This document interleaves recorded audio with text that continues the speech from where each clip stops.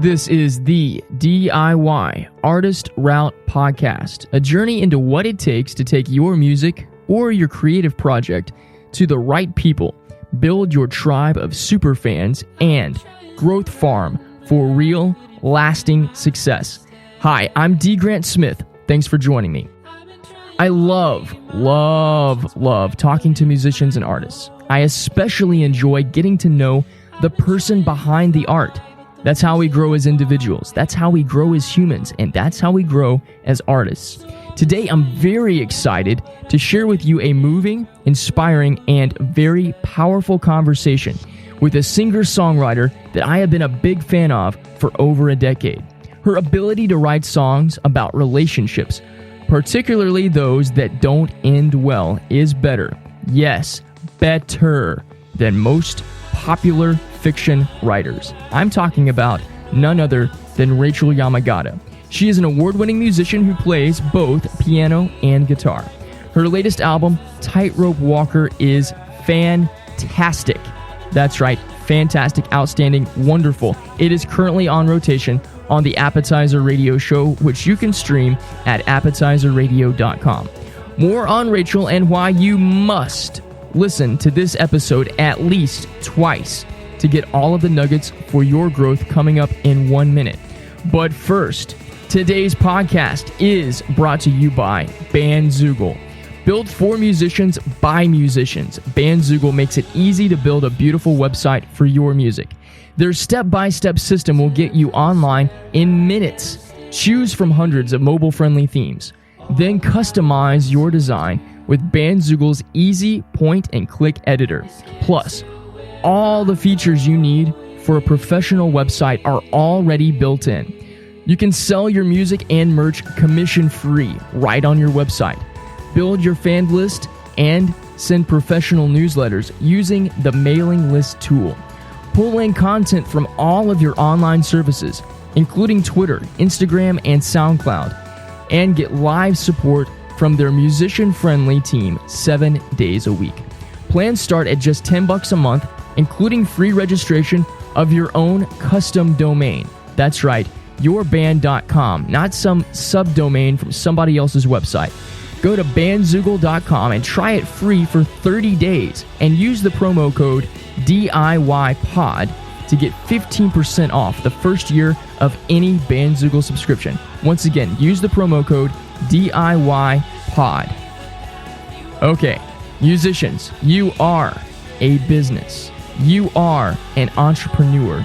You are the captain of your music business ship. And I have the perfect person to help you steer that ship to the new world of success, Rachael Yamagata. She is not just a great musician, she is the CEO of her music enterprise. You heard me right. She's going to share with us exactly what she's done to be successful in the business of her music so that you can have that kind of success too. Are you ready to get started? Excellent. Lace up those shoes and let's hit the DIY artist route. Okay, so Rachael Yamagata, you are awesome and welcome to the DIY artist route. Thank you. So happy to be here. I've been a longtime fan of your work going back to your self-titled EP and Happenstance. Letter Red, when I heard it, it hit me at a time when the emotions and the feelings of your song had been an experience that I've been living with for a long time. And so it created this lasting imprint on me that in a way has kind of carried up until now. So first off, I just want to say thank you for creating that kind of connection with your music. Do you find that your fans and your superfan audiences have that same kind of dynamic with you? Oh, I love that. I do. I'm really lucky because my fan base is just filled with people who tell me that somehow I've been able to articulate their emotional process in a way that is very powerful and meaningful to them. And I'm fortunate that it seems to stand the test of time. And I love it because I didn't set out with any intention to necessarily give back in that way. You know, singer-songwriters, at least for myself, it's always my own process of trying to make sense of something I'm going through or something I observe in the world. And I think that it's proven over and over again that we're connected in this deep way that we don't always remember, and we are all going through so much of the same stuff. And so focusing on my own experience and dissecting it and figuring out a way to creatively express it, I think resonates with people because they are going through something very similar. So I try and remain as authentic as possible to my own take on something, and truthfully lay it out there, and whether it has the good sides and the bad sides, whatever it is, and people respond to that because they think it's honest. So I'm grateful for that connection, definitely. I hear in your answer, and now going back and thinking about just the songs that have really resonated with me, that authenticity and empathy are very big values for you. Would you say that's true? Definitely, yeah. I got real lucky with my family. I love them to death. They're just beautiful people, very open-hearted, very giving, very protective, and when you ask the big questions of what can you give to this world, how can you be of service to humanity, I think my calling card has always been just to remind people to connect with one another, and that we all have our stories, and we're much deeper than whatever masks we put on in daily life. And I hate the unkindness of certain things in the world, and I always trace it back to love and fear, and what are we afraid of, and how can we push past that, and just in general be kind to one another and forgive one another. And it's a very Pollyanna outlook, but to me it's a lasting thing in my heart is to care for one another as much as we can. There's nothing Pollyanna about wanting to love more people and to want to give that to more people. So that's a calling card that I share too. So you keep doing that. I love that. Thank you. There's way too much division in our industry alone, let alone our world. No, there's nothing naive or Pollyanna about wanting to give love and valuing other people. We need more of that. So you keep fighting the good fight, my friend. I love that. I love your conviction on that. That's wonderful. On the subject of relationships, I don't know if this is true for everybody. Maybe it is. I'm thinking out loud. Some of the songs from my favorite artists that I connected with more than anything have dealt with very sad subject matter.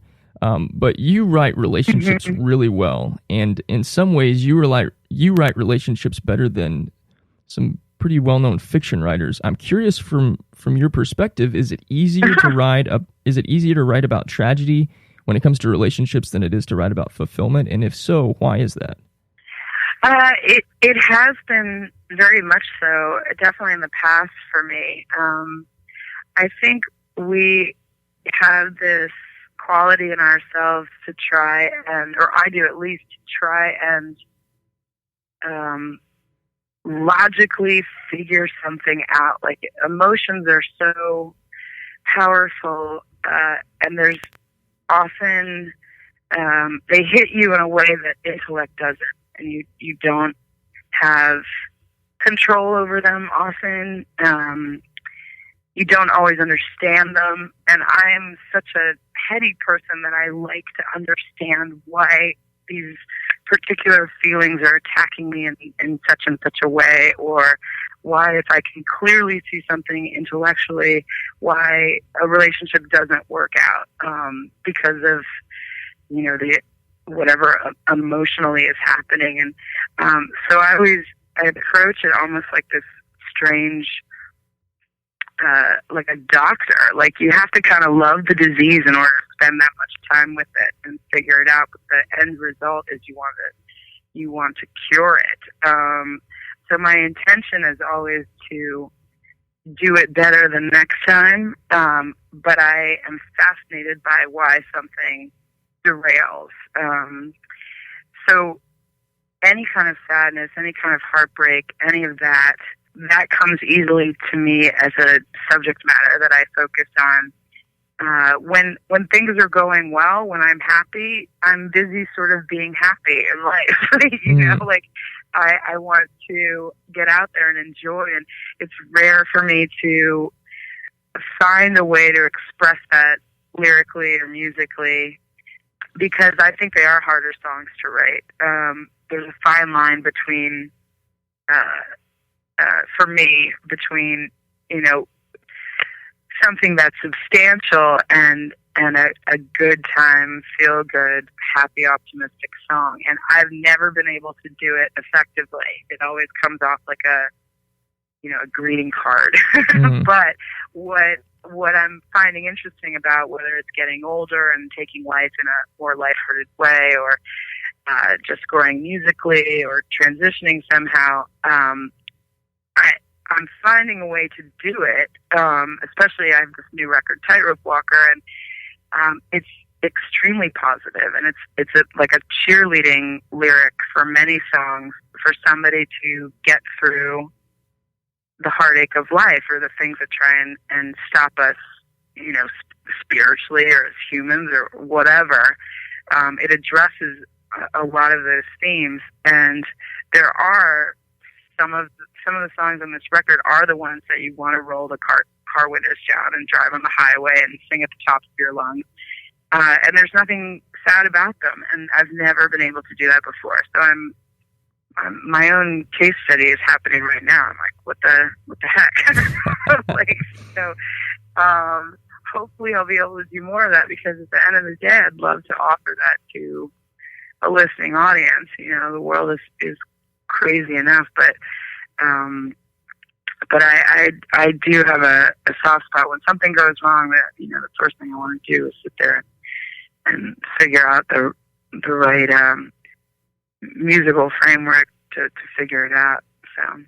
So what you've said in a lot of ways reminds me of a good friend of mine, musician William Fitzsimmons. Do you know William? Yeah, that's so funny. We're actually I'm taking out this multi-instrumentalist. He's playing drums with me. He's played bass with me before.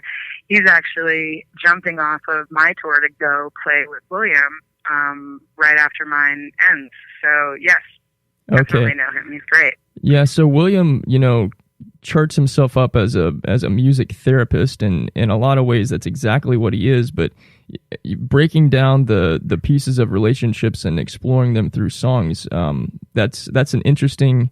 You guys would have an interesting collaboration together if you ever decided to explore that together. We probably should, because honestly, this is like the third time in 2 days that he's come up. So I think the world is trying to be like, go find him. Like, find him now. Do something together. You may have just sealed our fate. Yeah, well, I am a music farmer, so hopefully some seeds will get planted and take root there. That would be awesome. I love that. You need a T-shirt for that. Music farmer. That's great. I'm the audience. I'm the audience growth farmer, and I do have stuff on that. But I'm gonna write this down. Music farmer. Yeah. On Rachel's suggestion. I love it. Thank you for that. I appreciate it. So this morning, my wife and I were talking about musicians that we know and that we love, and wondering if they are cat or dog people. And after I spent a little bit more time on Twitter, I know what the answer is, but I want you to say it, because I think it will like make her really, really, really love you more. So, are you a dog person or a cat person? You know, I am an animal person, but man, cats, I love my cats. I'm so obsessed with my cats. It's bordering on I have to be careful in conversation. I think I show pictures of my cats the way people would show pictures of their kids, and I wonder about them. I wonder if they miss me. I wonder how they're doing. I wonder what they're doing right now. Yeah, I'm a big old cat lover for sure. And, you know, if I were in a more stable industry where I didn't have to travel every 5 minutes, there could be dogs in my future. But yeah, for now, it's all about my kitties. Love them. Crazy about them. Okay, so you love your wife for loving cats. Yeah, you and Leilani are cut from almost the exact same cloth. Like the way she thinks about our cats, rearranging our travel plans to make sure that they're okay. She wants us to get a what is it called? An answering machine so that we can call and leave messages for them that they hear while we're gone. I'm all not kinds saying of stuff. that I've ever had somebody put a phone in front of my cats just so I could say hello. Not that I've ever done that, but yeah, right there with you. Got it. Okay, well, one day you guys will meet and it'll be a match made in cat heaven. Want to talk a little bit about, you've done a lot of stuff with direct-to-fan things on platforms like Pledge Music. Yeah. I'm curious, like, outside of the crowdfunding project campaign stuff, what is the best gift that a fan has ever given you? You know, I love artwork. I love when somebody comes up to me and says, I was inspired by a song and I did this. Or, you know, there are painters, there are designers, there are people out there who will say, you know, I listen to your song when I'm doing X, Y, or Z. Or even if it's like something completely not related to music, whether it's, you know, I write code to your songs or, you know, things like that. That always really intrigues me because, you know, art inspires other art, and those are always like great, you know, physical gifts or expressions. Like if I've somehow maybe been a small part of like, you know, triggering something in somebody else to be creative. I love that.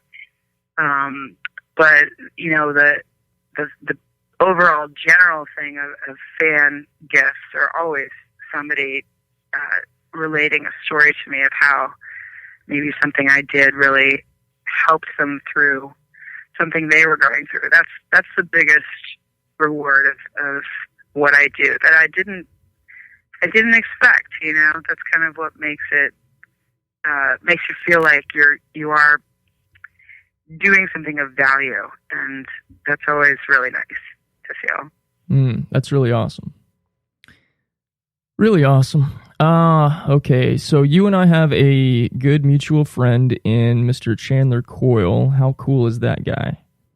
Oh, I love Chandler Coyle. Chandler is saving me in so many ways. I don't even know what to say about Chandler other than I don't know what I would do without him. Truly. That is a big compliment. Yeah. He's a man after my own heart, and how he's always thinking of ways to connect people together that he feels need to be connected together. And I share that ethos. And so to know somebody else and other people that operate like that, I'm very thankful for that.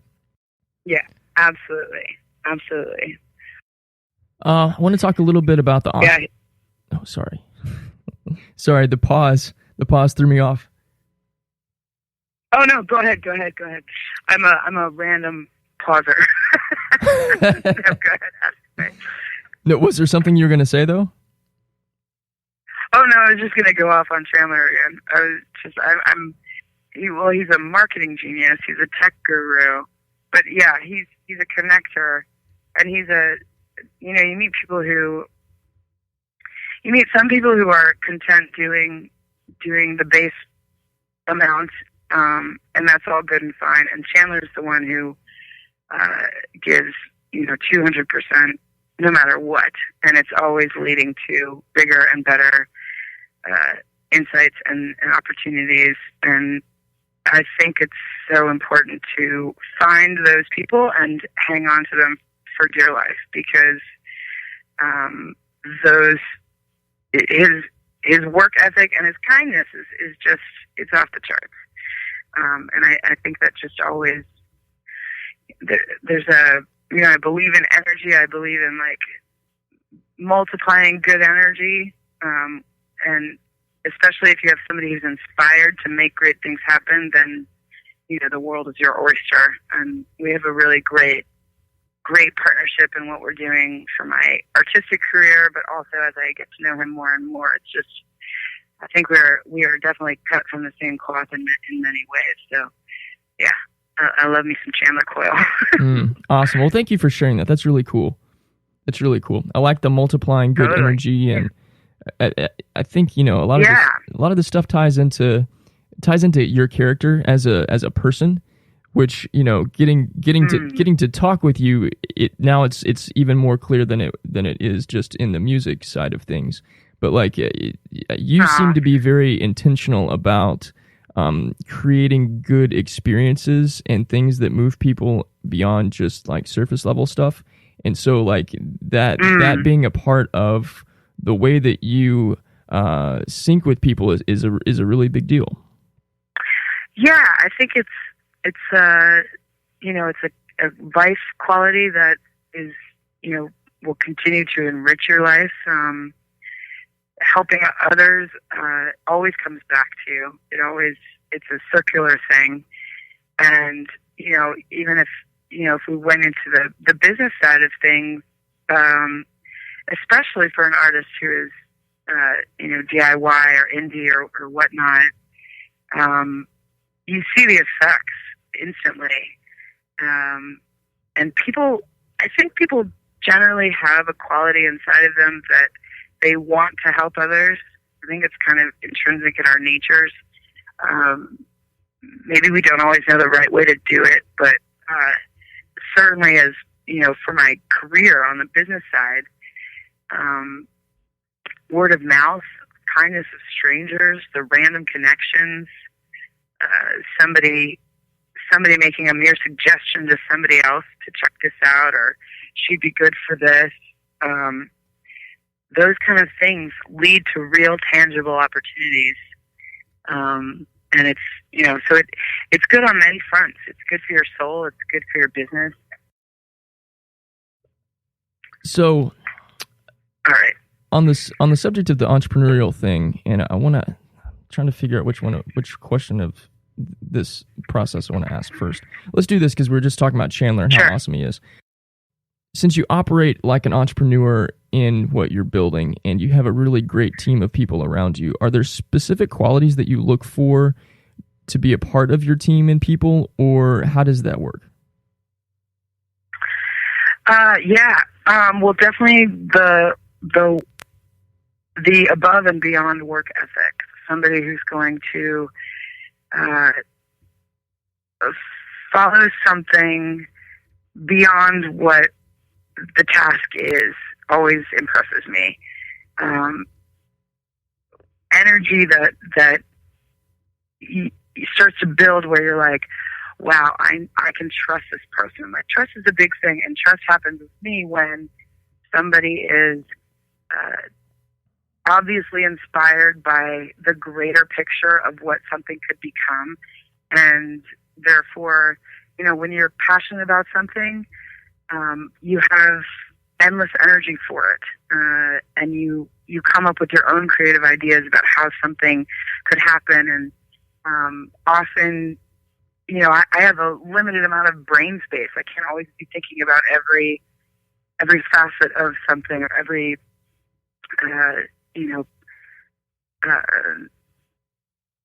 subject that I have to get to, whether it's fan connection or marketing or tour routing, or there's so many things as a solo artist who I've been self-managed for 5 years, so there's like bullet points that I have to keep an eye on across the board, or everything falls to the wayside. So I look for people who are excited and passionate about their particular field, and who are connectors, as you say, like who are constantly on the lookout for how one thing could tie into another, and are free in expressing that. So I love that. I think trust is a huge thing. I think passion and a great work ethic is a great thing. Communication is important. How we can communicate so it's a team mentality. And then, people who, Chandler, as an example, is really good at reading me. He knows when I need a hot minute to recover because I'm, knee deep in shooting a video or doing something else. And he can hold down the fort, and he's efficient with what he asks that he needs to do, whatever he's on to, but that in a way where it gives me a little space. Or he also is a good read of my nature. He'll send me, here's your daily affirmation of positivity from a fan, a nice comment from a fan. So a good judge of human nature, I think, is an important quality of people that I like to work with. And, rehearsing here with this band, this is a band that they tour all the time. They tour with amazing artists. They tour with artists that are at a much higher level than I am. And they're devoting much more time and energy and forethought into my music because they know that it's a collection of people that love being around one another. They're excited to do hours of promo in addition to the shows. They'll sit in a van with me for 12-hour drives for a month and a half, even though they're used to buses. This is the first time we'll take a bus in many years. And it's that kind of devotion that when you find people who are inspired enough by what you do or your vision or your big picture, that they're going to jump on board and give their all. I think that is so crucial. Some of the things I don't have tolerance for are pettiness and unkindness and treating people as if they're in a hierarchy of some sort.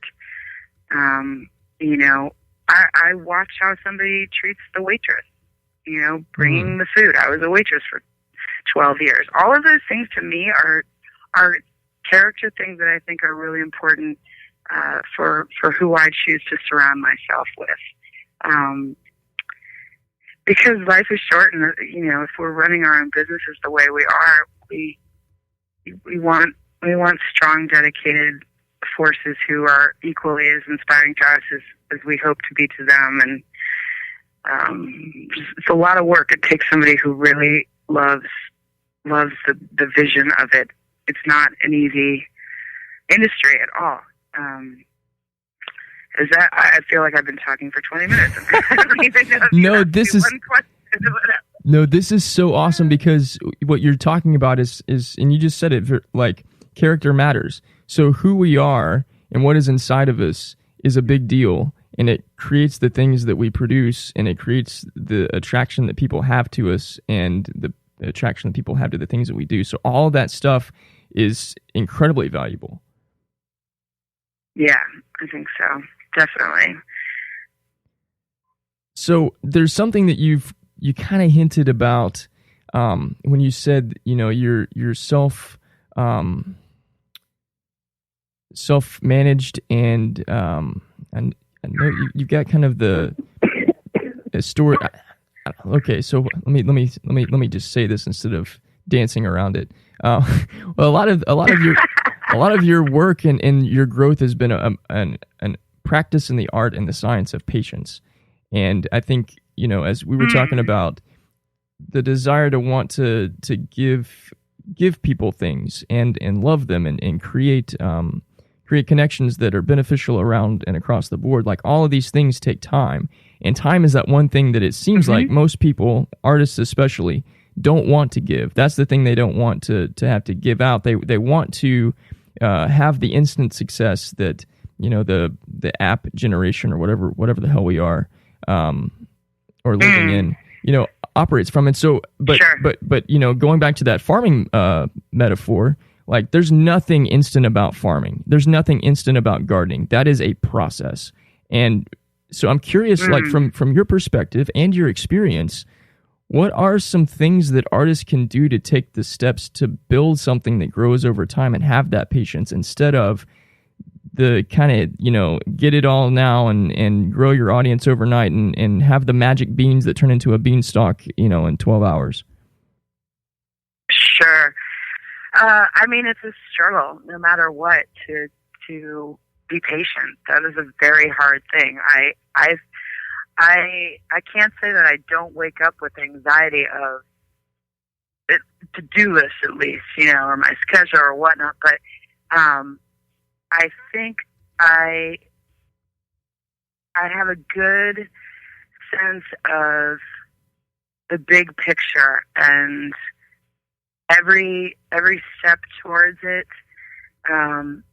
just makes you stronger and is worth the effort. I don't think that you come into your own artistically overnight. I think you have to spend some good hours, hours upon hours learning how to play an instrument, like writing songs that are terrible, playing open mics, different. My stages of performance were, being in a band for 6-7 years, and I didn't start to go solo until probably halfway through that process. And I wrote hundreds and hundreds of songs that were 12 minutes long, and people would have to suffer to hear them. They'd be terrible. I played my first open mic, and I was so nervous I couldn't open my mouth. My mouth was my mouth stuck together. I physically couldn't open my mouth because I was so nervous. And I played I'd do Monday nights at this club in Chicago, and play for a theater group. And I don't know if you've ever, if you want a good test, like have a bunch of actors on a Monday night where they're just hanging out, and have your little keyboard in front of them and try and get their attention. Like, it's not an easy thing. And I used to do like a 4 a.m. set at a different club because that was the time slot they'd give me. I'd play from 4 to 7, just piano for some pretty creepy people, 4 a.m. And there were years and years of that, just to even get comfortable accompanying myself and playing on stage and figuring out what songs worked and what didn't. And songwriting is a huge process to learn how to do and get better, and finding your voice artistically. It can't happen overnight. You need to have fun and experiment and try everything and see what calls you, and pair up with somebody, see if you like to write with other people. And there's such a long, valuable process that happens when you do it. And it's hard to fight I want this song to be a hit, this one's got a hit. I mean, I do it with every record. I'm like, this is the record that's going to break through. This is whatever's going to break through. But I'm enjoying the entire artistic evolution of each bit. So if it doesn't happen, or if it does happen, that falls to the wayside. Of course, I want it to happen, and that's what you have to fight, your mental desire to reach the world and be out there. And but I think, again, it has to come from, at the end of the day, there's nothing else you'd rather be doing. Look at what you get to do every day. These are privileges to be able to do this at every stage, and then you just have to trust. I give a lot of trust to I'm exactly where I need to be at every moment. This is exactly the stage I'm meant to be going through. Every hardship has led to me breaking through in a way I didn't even know was possible for me on my end. Even self-management, which wouldn't have occurred to me to even be possible, and everybody told me it was not feasible, and yet I've been able to do it for 5 years. And that led to me taking a Berkeley online class and meeting Chandler, or learning QuickBooks and becoming a better financial wizard to get a company. Like my company has no debt. I know how to budget a tour. I know how I can pay a musician with a check early. Things that start to make differences and make me feel like a better business person that can be dependable. And all of that stuff comes with dedicating the hours to getting it wrong first.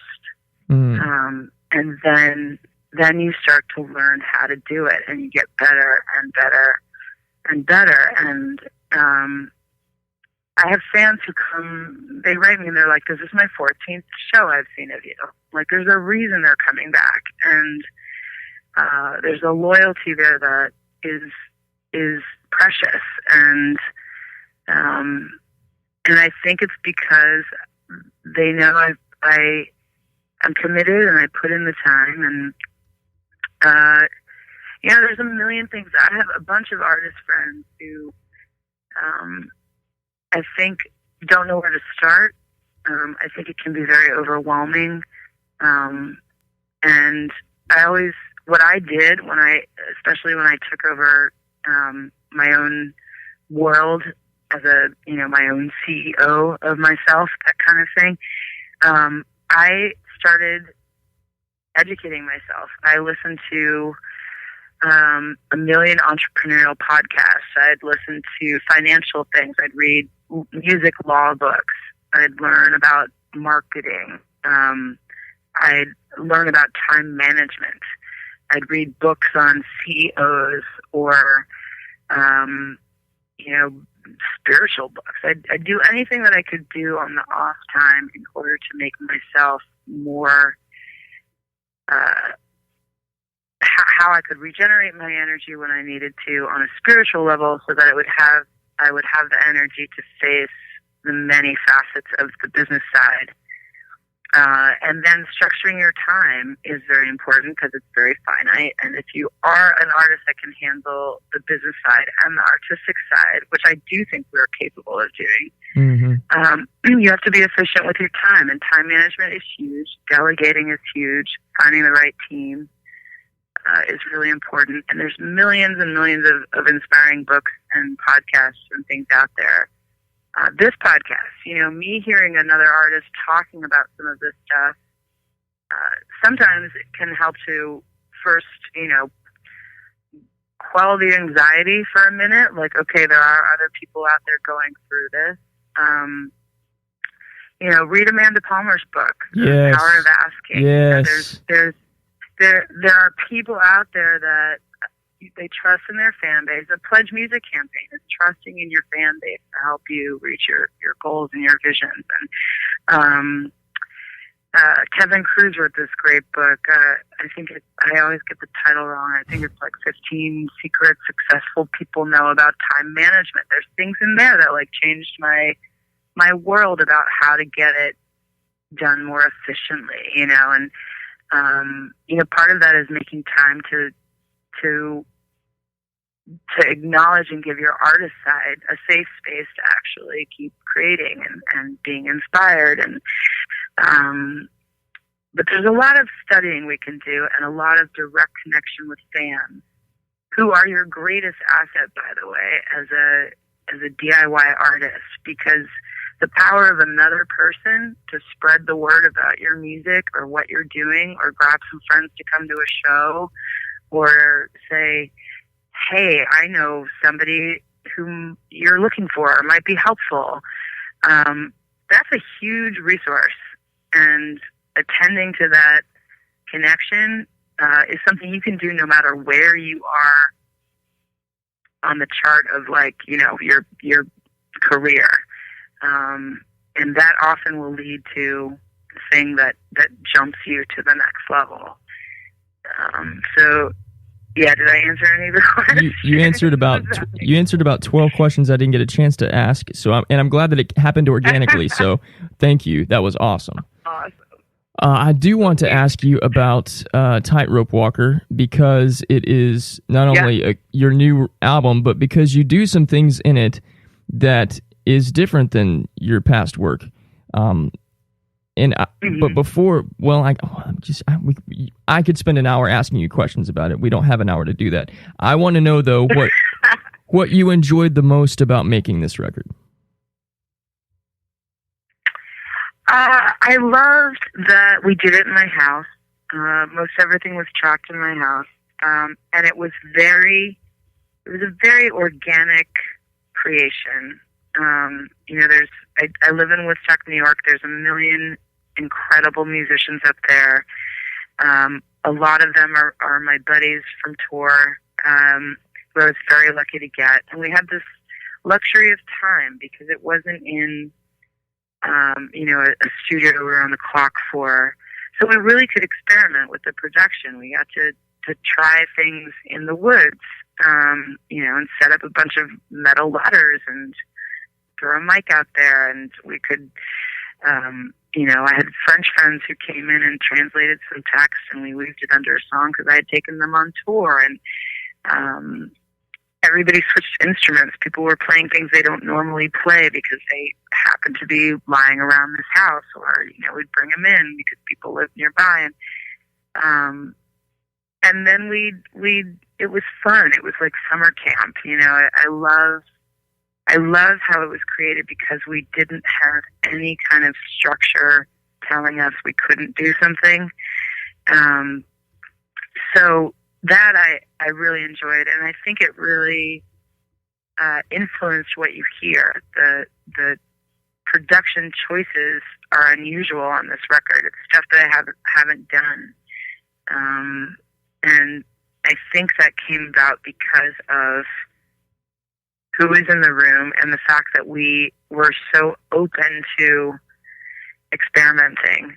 And that had nothing to do with will this get on the radio, or is there a label saying what songs should we choose, or, cut this out or whatnot. It was very, very organic in the way. So that I really loved. Yeah. Your videos are really interesting for this, and I let's see. I don't remember if is it Over or is it Nobody, where it opens with going through the woods you were talking about a second ago. But yeah, just the sound textures and the visual textures are really, really interesting. And I mean, again, I could ask you tons and tons and tons of questions about this because it's so fascinating to me.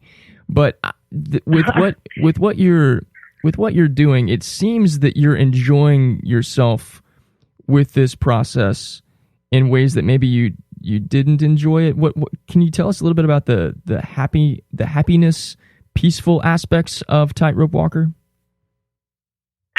Yeah, I don't know if it's my stage in life or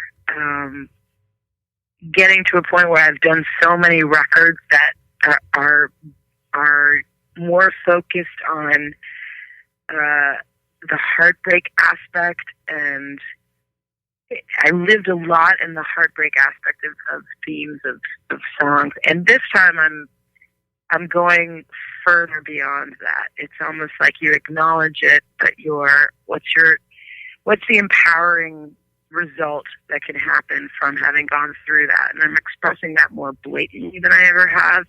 So I talk about this record as being more optimistic because I'm shining a different light on that stage that we get to after going through hell to get there. It's like, it wasn't easy, but there is this freedom that comes when you release the pain, when you forgive the other person, when you acknowledge the crap situation maybe you were in, but you find a way to transcend it. And I think that has to do with me as a person, maybe coming to a new place, and thankfully being able to express it artistically, creatively. I've never been able to do it without it sounding cheesy. I think I've figured out a way that sounds right to me, that feels like my authentic voice and still has substance. So that I'm really excited about. But yeah, it's a record that really confronts the other side of actually getting through things. And it is a cheerleading record for people to keep on and stay positive and persevere and come into their own, not because necessarily they succeeded in the way they thought, but because they kept going through the unexpected stuff that threatened to just break them. You know, there's beauty in that. There's richness in that, and that's what is intriguing to me now. And this record is really kind of an ode to the human spirit. You know. I have Here's to my uncomfortable pause. No, I've got to write that down.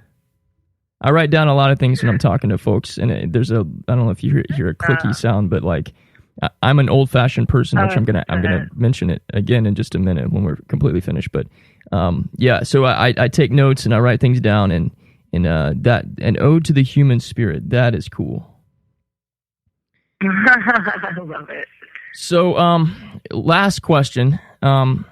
And I borrowed this from a fellow music farmer. But want to know, as we wrap everything up, your one big thing when it's all said and done, what is it that you want to be known for that's not music related? Wow, that's a good question. I think unexpected kindness. I think I have, I watch a lot, you know, I observe a lot, and I love like finding that thing that somebody would really enjoy, or really at their heart they don't know how to ask for, and finding some way to get it into their world. It makes me happy. And because I watch so carefully, I think all artists do, but I think it's a unique position to be in, to know when, God, you know what, that one thing I know they really want, they don't know how to get it. Whatever it is, whether it's a connection to somebody or a physical thing, or an open door into a way. I love doing that. And sometimes people will note that. My mother especially, she's a big one, but will note that, like, and I think I'm able to do that. So if I had to be remembered for something, it was like wow, they noticed that thing that really my heart really longed for, and helped me find a way to it. And I think that'd be kind of nice. The first thing that popped in my head were my cats, though. I have to be honest. Like, when you said, "What do you want to be known for?" I just thought of my cats. So, so maybe there might be connections, some that I haven't made yet. That's awesome. That's really awesome. Well, Rachael, congratulations on a lot of things. Congratulations on your new record. Congratulations on. Thank you. You went into a lot of detail about artist as CEO, and you went into a lot of different parts of that. And I know that whole thing has been a gigantic process, a learning experience, a lot of experimentation by itself, and to have gone through the process and understand as much as you do, and to continue to be doing it, is a very, very big deal. I am more inspired now after talking to you than I was before, and I was really inspired before. So thank you for that too. This has been a wonderful experience. I love that. I love your approach to this podcast, by the way. I would say I'm equally inspired by our conversation. I think you have a great way about connecting with whoever you're talking to. So I will be listening. Really, really cool stuff. Rachael Yamagata, singer, songwriter, cat lover, and fantastic human being. Her latest album is Tightrope Walker. The whole thing is incredible. Go buy it right now at RachelYamagata.com. You just heard some of the best advice on being a successful musician as a business.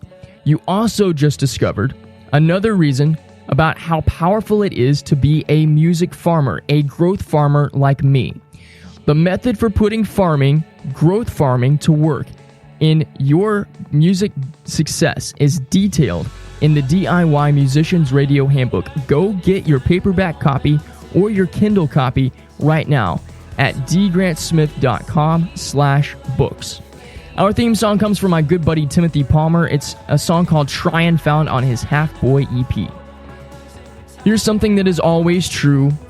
If you experience something that moves you, that changes the way you think, that makes you go, oh wow, I didn't know that, that impacts you, the natural thing to do is take action on it. So, take action on what you heard here. The other thing that is natural is to go, I want to listen to that again. So do that. Listen to this episode as many times as you need to, as many times as you want to get everything from it. The other natural thing, the third natural thing to do when something moves you and impacts you is share it with people who matter to you. That's not everyone. That's not clicking the share button and saying, hey, if you like stuff, here's something for you. No. Share it with people that matter to you. That's being selective. Here's what I want you to do. You have 3 musician friends or close friends who are working on a project right now, and they want some help in figuring out how to take it further. Shoot them a text, send them a tweet, send them an email that's personal, and tell them about this specific podcast episode. Give them the link to hear it. Tell them that you love it, and tell them that you love them too. Seriously, do that last part. Give love always. You can give love to me by subscribing to this podcast and following me on social media from dgrantsmith.com. At that website, my website, there's a ton of growth farming tips and insights for you to grow each and every day. I live to help you grow. That's what growth farming is all about. We'll pick this up next time with a new journey person to teach us more about how to grow as artists and how to grow as creative entrepreneurs. And if we're especially lucky, how to grow as human beings. Be uncommon this week, my friend, and keep growth farming. I'm D. Grant Smith. I'll see you next time right here on the DIY Artist Route Podcast.